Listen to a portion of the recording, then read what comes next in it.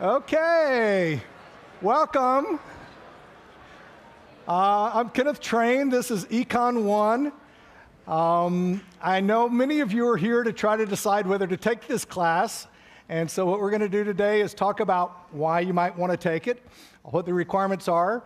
And then I think there's a lot of you that are still trying to get into the class. And so we're going to talk about enrollment issues and how you might have one last chance to get in. Our head GSI will be in charge of that. Okay, so I think the best motivation for taking this class is just to try to read the newspaper. It's astonishing the number of things that come up in the newspaper that without any economic training, you wouldn't know what in the world they're talking about.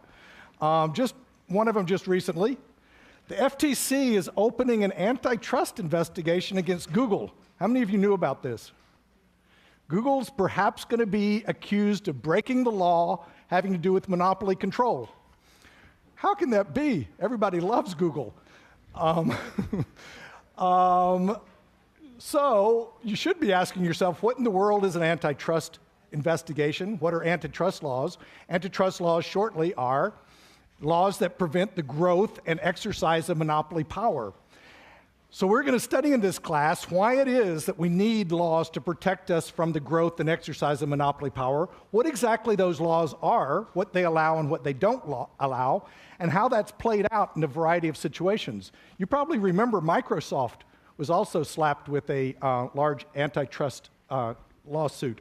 So it really seems like firms that become very successful, we as a country have a very skitsy position towards them. We start suing them. Why is that? We're going to study that. That's one of the main things that microeconomics has to say about the world. I don't know if any of you saw this, but the July jobs report, number of jobs that were created in July, which is the last month that we have data on, actually was higher than expected. How many of you saw this? No, very few people. It was lost among all the disaster reporting about the downgrade of our national mortgage rating, credit rating, and it happened at exactly the same time, and it just kind of slipped under the radar. But this might actually mean that we're slightly pulling out of this recession we've been in, this bad economic time. This time we've had since 2008 has been the worst since the Great Depression of the 30s. It's possible we're going to go into a second recession, a double dip. There are signs that indicate that might be happening, it might not. What we're going to study in this course is what causes job growth, what causes unemployment, and importantly, what can we do about it? What steps can the government take to try to stabilize our economy and help us grow out of the recessions that we sometimes end up in? You've probably seen practically all the presidential candidates have some plan or another on what we're supposed to do about the deficit and about jobs. Hopefully this course will help you to evaluate those and make your decisions on what you think, which candidates are making meaningful statements and which ones aren't. This is my favorite. This is the last one I'm going to talk about. China convicts an American as a trash smuggler. You know the trash that we throw away, we have to pay someone to come pick it up. We pay the utility, the trash utility pick it up, and then they have to pay someone to get rid of it, okay? This enterprising entrepreneur actually bought a boat, an enormous ship, and was paid he promised to get rid of trash, and he put it into the ship and hauled it over to China and just offloaded it into some harbor in China in hopes of not getting caught. Well, of course, that breaks Chinese law too. But what it shows is the incredible amount of money that's to be made in simply dealing with the trash that we create as an economy. Guess what was in the ship? It wasn't just any old trash. These were soiled baby diapers. The entire thing was filled with soiled baby. Can you imagine the Chinese official who opened the hull and the smell came out? Anyway, the act of living, the act of having children actually creates pollution. We need to somehow deal with this. We create pollution in all forms of our living, and we need to figure out how to handle that in our economy. So that's what we're going to study in this course, how to make the right decisions about the degree of pollution that we need to have or want to have, how to protect the environment at the same time that we keep our economy growing. That's the main topic of economics and one of the topics that we're going to discuss in this class. You can go on. Practically all the paper and newspapers are filled with topics that have to do with things that we're going to study in this class. Okay, so back to the mundane issue of what actually is economics. This is the way our textbook defines it, and practically all textbooks define economics as a field. It's the study of how economies use scarce resources to produce valuable commodities and distribute them among people. It's a very broad definition, but it can be broken down into three parts: what goods are produced, what resources are used to produce them, and then who gets to consume those goods. Those are basically the issues that we're trying to decide how to do and how does it happen in an economic system. The key word in this definition is the word scarce. This is a central concept to the study of economics, and in some sense can be considered the defining characteristic of the study of economics. We start with the concept of their scarcity. There is a fixed number of people in the country who can work, a fixed number of hours that we have available to doing work. There's fixed resources that are available for us to produce goods and services. After we've produced those goods and services, there's some fixed amount of that that has to be distributed among people. And so there is less of everything than we would possibly want. There's not an infinite supply of everything. What that implies is that we as a society and we as individual people need to make choices. We have to choose how to use these scarce resources. If they're used in one way, they can't be used in another way. And so we need to make those choices meaningfully. We need to understand how to make them appropriately, okay? And understand the choices that are implicit with any economic system that we set up. What the making of choices among scarce resources implies is that there is no free lunch. Everything has an opportunity cost. For example, you come to this lecture. You didn't have to pay any money to come in, and so it seems like it's a free lecture. But you could have done something else with your time. You could have drunk a cappuccino with some of your friends. You could have studied for another class. You could go to another class. And so there was some alternative use of your time that you could have spent this time at, and instead you chose to come here and have this class. The opportunity cost of this class is the cost of the value of whatever else you would have done with your time otherwise. Everything has an opportunity cost, and in a sense, the explicit representation of opportunity cost and the full follow-through of the implications of that is the concept of economics. That's what we study. What this has led to is economics being called the dismal science. How many of y'all have heard that? Yes. I think Thomas Carlyle was the person who coined that phrase, but it's now caught on. Everyone refers to economics as the dismal science. Well, I hate to be considered a dismal scientist. But it's based in the idea that it's the study of a system that can't satisfy all needs. We have more people with more wants than are available to meet with our scarce resources. So it's a kind of a recognition of the dismalness that comes out of recognition of scarcity. I actually see the field in a much more, what would you say, happy light. Recognition of scarcity is simply recognition of the starting point. It's like an alcoholic who finally admits they're alcoholic. That's the road to recovery. For economists, recognition of scarcity is actually the way we understand how to create more abundance. How do we get more goods and services out of our scarce resources, and how do we allocate them in a more appropriate way to give more benefits to more people?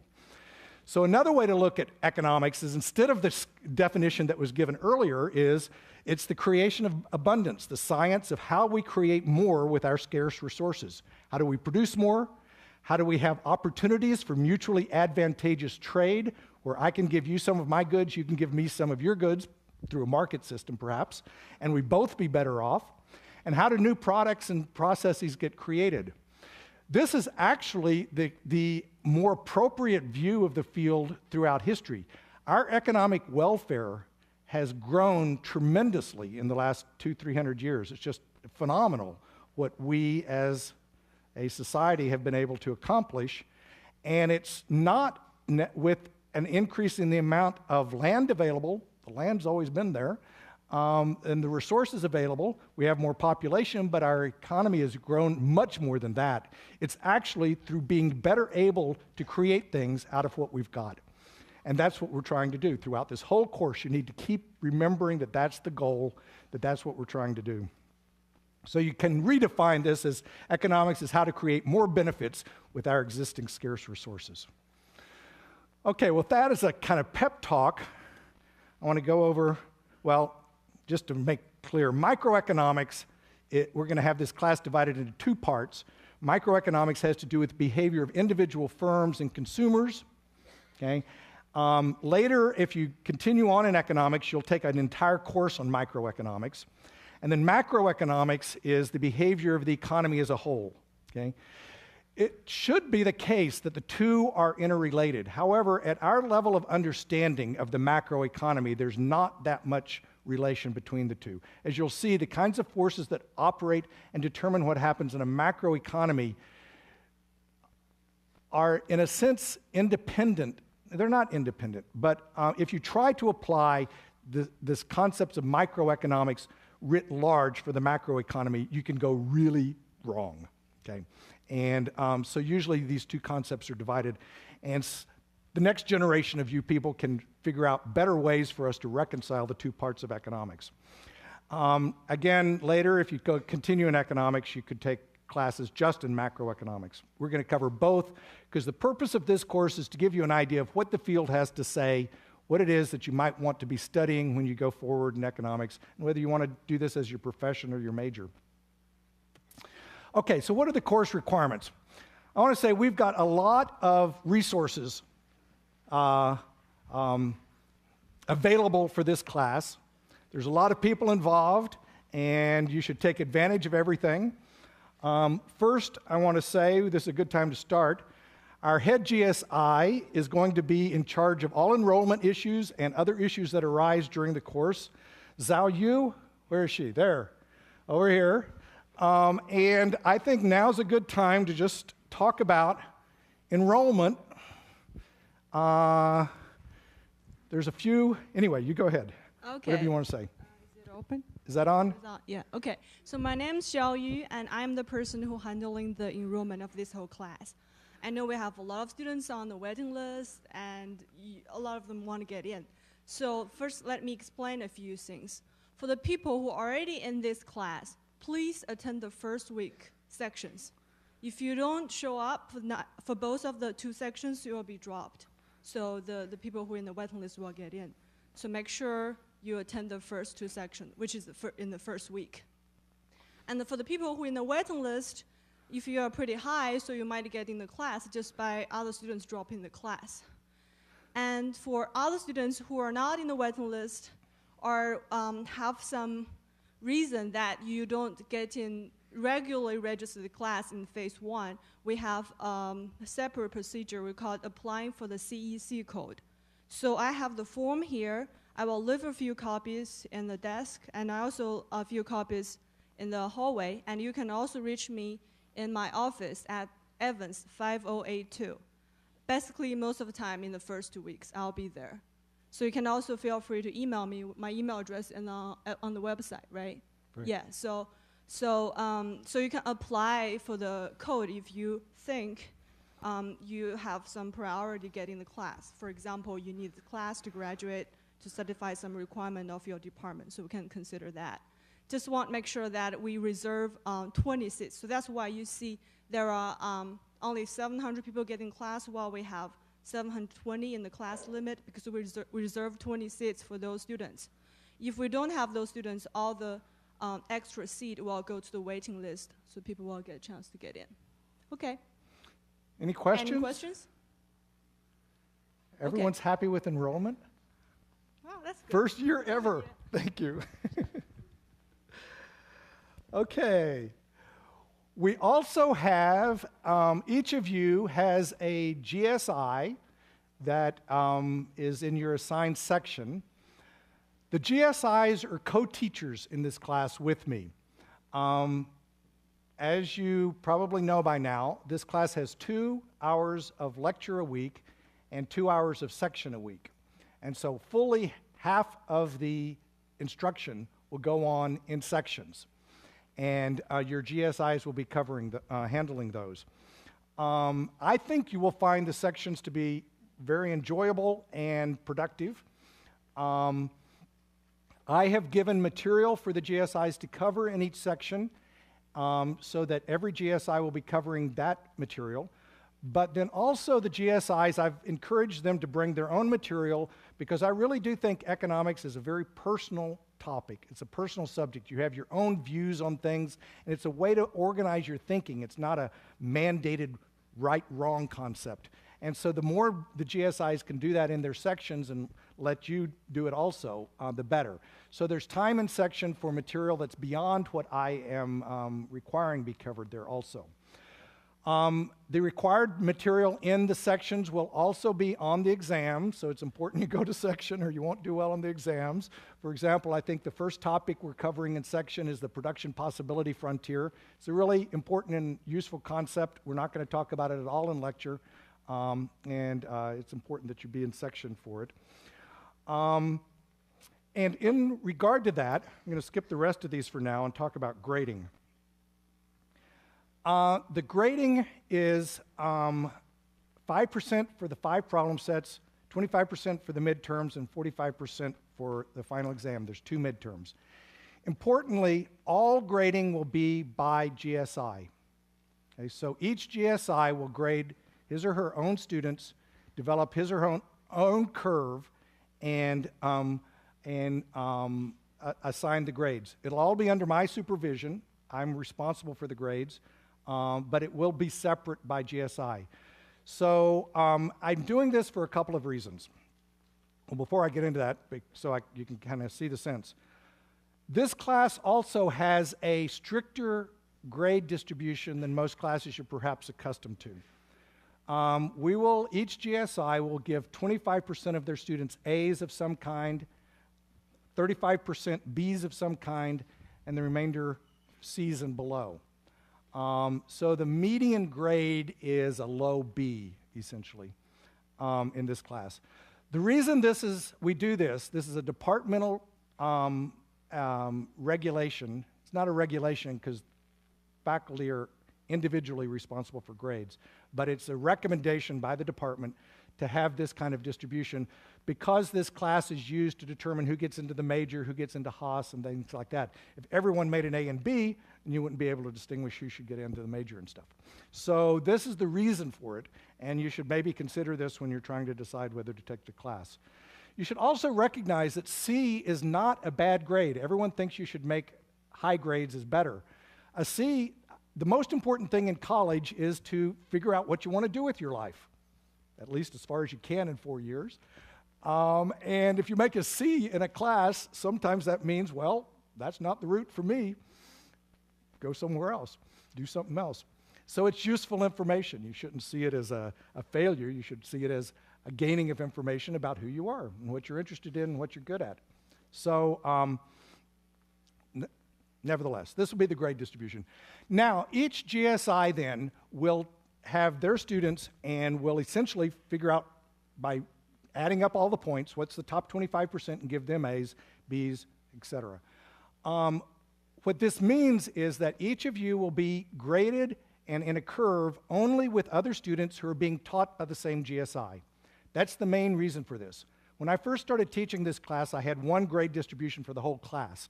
And then what would happen is some GSIs teach differently than others. Some of them cover different material than others.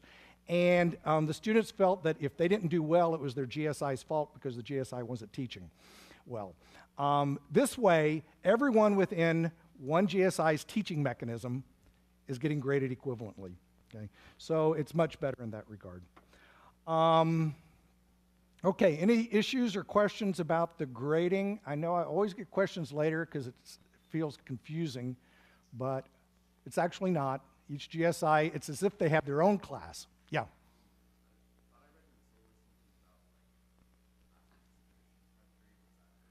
Pass, no pass? Participation is not counted towards your grade in any fashion. There are several ways for that, reasons for that. Some of the GSIs asked me about that because they wanted to do that, but I'm actually opposed to it. I think we're providing you here an excellent learning opportunity, but I really do feel each of you can make a choice of taking advantage of it to the extent you want. If you don't want to come to section, you don't want to come to lecture, it's truly your choice. You probably end up with a C, but I don't want people to have to do anything. This is an opportunity for you to be the best you can be, and you can take advantage of it to the extent that you want. So in that sense, attendance is not graded, and participation in the sense of discussion, I don't like having graded because there's huge cultural differences in how people interact in group situations. And so I don't want those to enter into the grades either. Anything else? Great. Okay. The textbook, I want to talk about this. Textbook is Case, Spare, and Oster, Principles of Economics. You can use either the 9th or the 10th edition. I would encourage you, as budding economists, to find ways to save money on this. The 10th edition costs something like $240. $196 on Amazon. I looked on half.com yesterday, and there were 9th editions available for $38.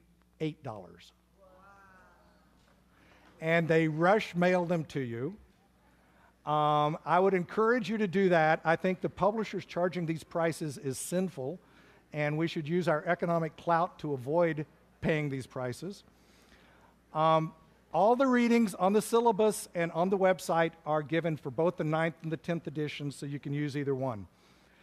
Also, the bookstore has told me that you can rent the book instead of buy it for half price. It's a little less than half price. I give details on the website, and the bookstore has information about it. So you buy it, you can mark in it, you can do whatever you want to, then you return it at the end of the semester, and it's half price. So but that's still $115 or something like that. So it's expensive. And what was the? It's called Slugbooks. It's an online textbook company that helps you compare prices on textbooks so it finds you the cheapest. Yeah, slugbooks.com. Slug because of UC Santa Cruz, our compatriot campus. So try to find, if you've already bought the 10th edition, I don't want to make the bookstore mad at me, but you could find one online at $38 and then bring it back, the 10th edition, back to the bookstore. We have a course website. BSpace for this class simply orients you back to this website. It's because I created this website before BSpace existed, and I like the way it displays information better than the BSpace. Each of you will probably also have a BSpace site for your individual sections. Your GSIs will have them. Okay, so we've got our head GSI, we've got our individual GSIs that each of you will have as your individual teacher. We also have an audiovisual crew up here, Ezra and Vivian. You want to wave to them? Hi. This class is being webcast, so a few hours after the lecture, it will be available on webcast.berkeley.com if you want to look at it. This is hopefully only for you to do as a review. As I said before, attendance is always your option, but I really do believe being here in person is part of the experience of being at Berkeley. This is what you're here for. It would be a shame to miss this opportunity of actually having in-class discussions. You could have gone to University of Phoenix if you wanted an online class. So I encourage you to come here, even though you do have the opportunity to watch the webcast later. Also, the vice chair of the department, when I told him I was going to do these webcasts, told me he didn't want me to do it because he thought students would quit coming to lecture. And the compromise we reached is that I told him that I would cut off the webcast if I find that that's starting to happen. So that's happening. So don't worry. Just come to the lecture. Let's see. The lecture slides. Starting next lecture, each lecture is going to have a tremendous number of slides with graphs, and we're going to go through them at a relatively rapid pace. It would be hard to draw them as quickly as we're going to be going through them. It's one advantage of having this electronic process is that you can go through slides and go through a lot of information quickly. I remember when I was a student, everything was drawn, and I got so deadly bored in class, it was unbelievable. And now we go at a much faster, and as a result, all of you people are smarter than we were at your age. It would help if you had hard copies of the slides when you came to lecture. You can get them online. They're online in 2 different versions, 6 slides per page or 4 slides per page, 2 slides, I think. Or you can get a booklet of all of them. There's 265 pages of slides at Fast Imaging, and it only costs $7. So that's cheaper than if you printed them out yourself. Fast Imaging is on University between Shattuck and Millview. They're 3-hole punched, so if you want to put them in a binder, you can. They don't come that way, so you don't have to pay for the binder if you don't want it. Okay. Any questions about the logistics of the class? Be sure to attend section the first week. The first week ends this coming Wednesday, or else you'll be dropped from the class. Other than that, did you have a question? No? Aloha. See you next Wednesday.